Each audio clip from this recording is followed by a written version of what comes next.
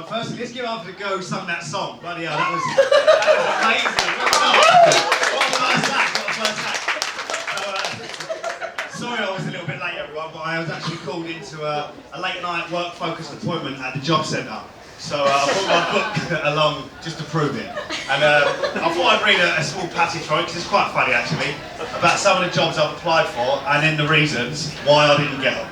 So, the first job I applied for was an... bloody hell, that light is bright, isn't it? I can't see it. Is that someone's hat? Sorry.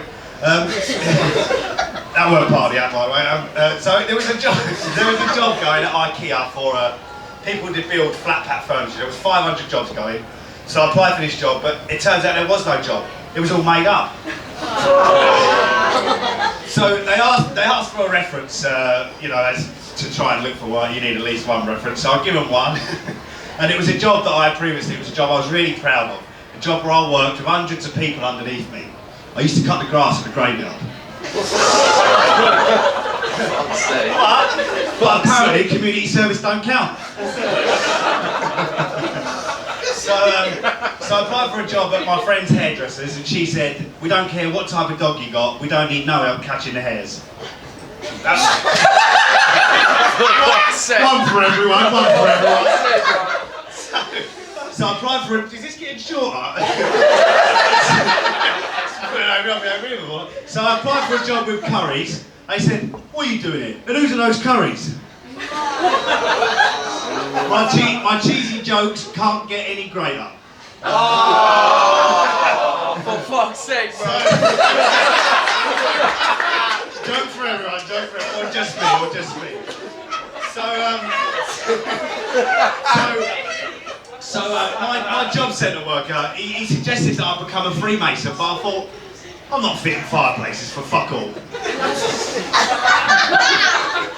So I actually got a trial run at Starbucks, and they fired me because I kept spelling all the names wrong on the cups. That weren't a joke. I'm glad no one laughed there. But they called me in and they said, "Look, we've got a problem. We keep spelling the names wrong on the cup. Are you dyslexic?" I said, "I'm not dyslexic." They said, "Look, it's not a problem if you are. You know, it's nothing to be ashamed of." I said, "Honestly, I'm not dyslexic." They said, "Can you spell paint?" I went, "What colour?"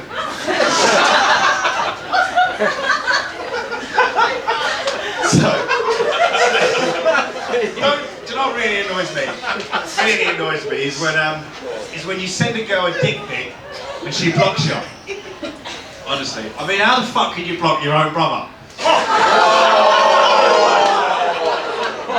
I'm upstairs. So my girlfriend's got a foot fetish. She'll only sleep with a guy if you've got 12 inches. Hey. We split up.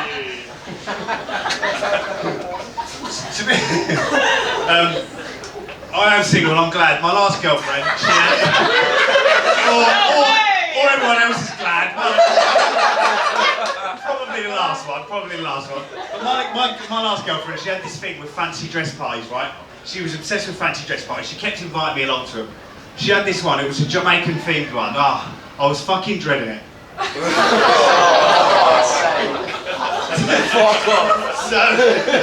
So I've been on Tinder, like, it's decent in it, Tinder is good. The service I've had on there has been unmatched. So I've had a few dates off there. One date I turned up to, the girl come along, she was a lovely girl, but her hairstyle was sort of like, it's like a French crop, yeah? It's quite similar to what I've got. Long on the top and sides. grade one on the back and sides, right? So I thought I'll stick around, maybe I'll get some jokes from trying to become a comedian. But it turns out she didn't have a grade 1, she had stage 2. Oh. Sorry, it's at the end now anyway. I'm not a bad person who only jokes. I'll give 10 grand to charity this year alone. I don't reckon that was her real name though.